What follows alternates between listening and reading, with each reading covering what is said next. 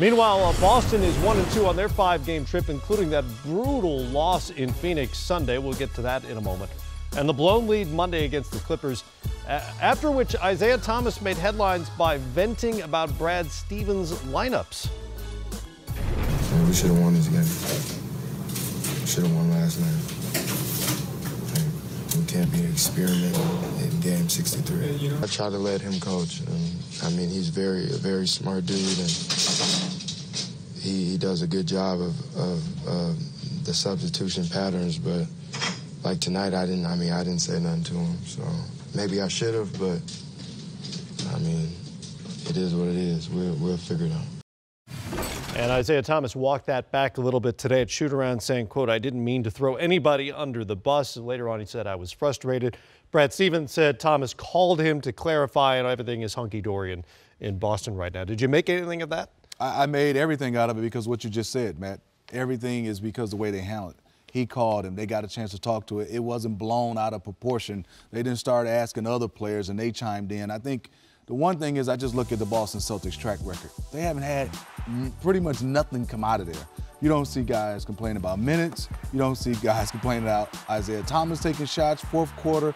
They just come out and play winning basketball. And so I like the way Isaiah Thomas and also Brad Stevens handled it even after. That was a little bit of frustration. And Brad Stevens explained afterward, look, we were down players. You know, we had fouls. We had Al Horford out. We played who we had available to us, which was an extremely small lineup at times on Monday with Jay Crowder playing center at one point. Yeah, I think when you've had your fingers on the winning formula the way the Celtics have, anything that throws Isaiah Thomas out of his rhythm would cause him to react like that. And the losing certainly doesn't help. But this is not one of those deals where I'm worried about there being some, crack in the foundation of what they've built this year in Boston. I think, first and foremost, they got to have their roster fully healthy or as close to fully healthy as possible to be the kind of team they want to be in the playoffs this year.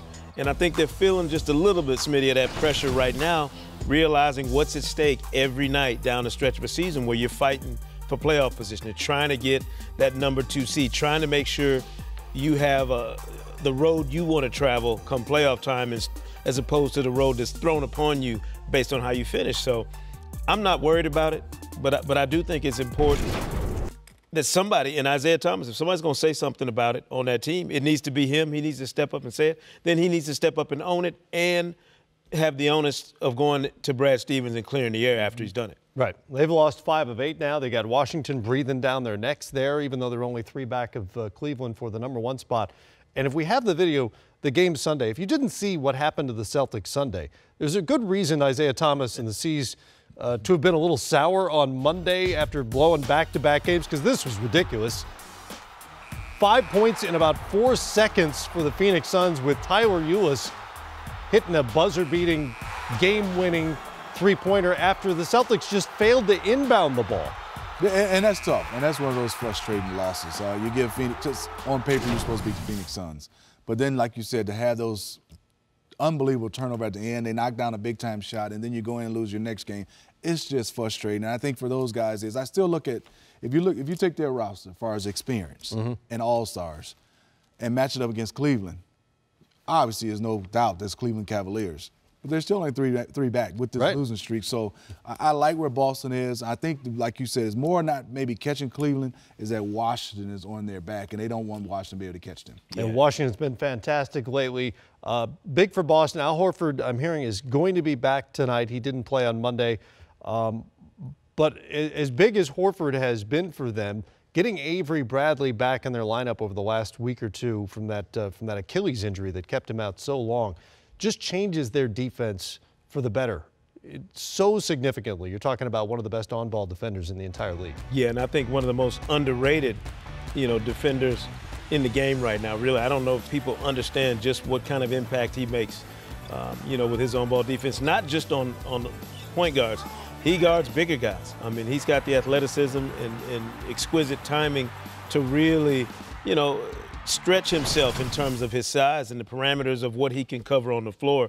And I think it also takes a ton of pressure off of Isaiah Thomas on the defensive end, not getting lost and put in matchups where he's going to be taking advantage. Sekou, Matt, just a couple things about Avery Bradley. One, is you saw what he did against Kyrie Irving, one of the best in the business, the best ball handler, one of the best guards. I look at him and say, Sekou said it best, he doesn't get enough recognition. Reason why, Matt and Sekou, what if he played in my era when you could hand check? Oh, my gosh, yeah.